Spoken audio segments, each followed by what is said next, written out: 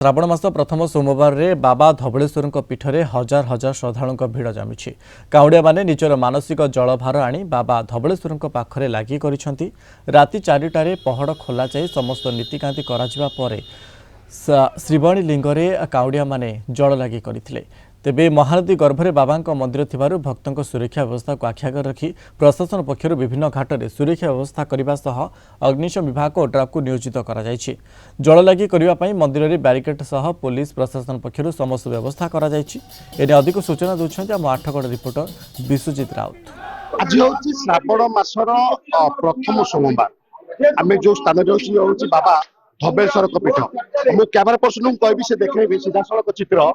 देखो किभली भाव में बर्तमान जो भक्त और श्रद्धालु मैंने जो श्रावणी लिंग जो रही बाबा धवलेश्वर पीठ में कांधरे भार नहीं आसता से जल को बर्तमान लगी कर बर्तमान जदि कह एक प्रकार लोकारण्य हो उठी बाबा धवलेश्वर पीठ किंतु जो भली भाव में लोकंर संख्या बढ़िया कथा जो भली भाव में लोक मान आगमन आसवा कथा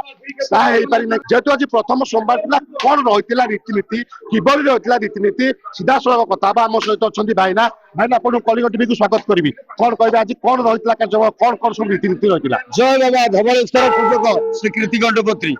आज हूँ देवदेव महादेव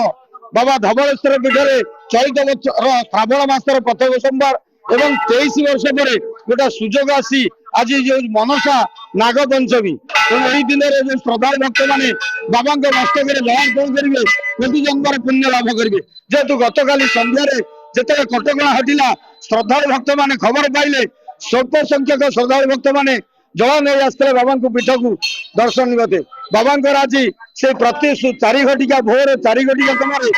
कौन करा कौन पर बाबा सुभाषित जल बाबा को स्नान करा स्नान पर बाबा स्वल्प वेश कर सारापर जो श्रद्धा भक्त मैंने आसते बाबा मस्तक जलार्पण करने से सुजोग पाई मस्तक से श्रावणी लिंग पर जलार्पण करते बाबा प्रिय वेश हूँ बड़ सिंहार वेश बाबा सुभाषित फूल भस्म सुभाषित एवं सुगंधरे सुवर्णित हो बाबा बड़ सिंहार वेश दर्शन देते बाबा मध्याह्न अन्न डालमा खीरी खेचड़ी भोग लगी पुनः संध्यार संध्या आदि जेहेतु धवलेश्वर पीठ कहीं प्रत्येक सोमवार चलचंचल उठी था कटकणा हटिला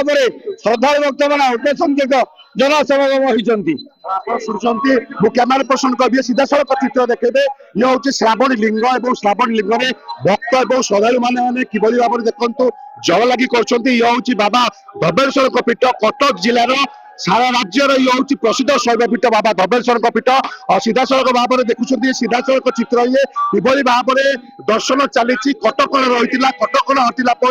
एभली भाव देखा मिली भक्त और श्रद्धालु मन गोटे उत्साह देखा मिली बाबा धवलेश्वर पीठ में आठगढ़ विश्वजित राउत कलिंग टीवी।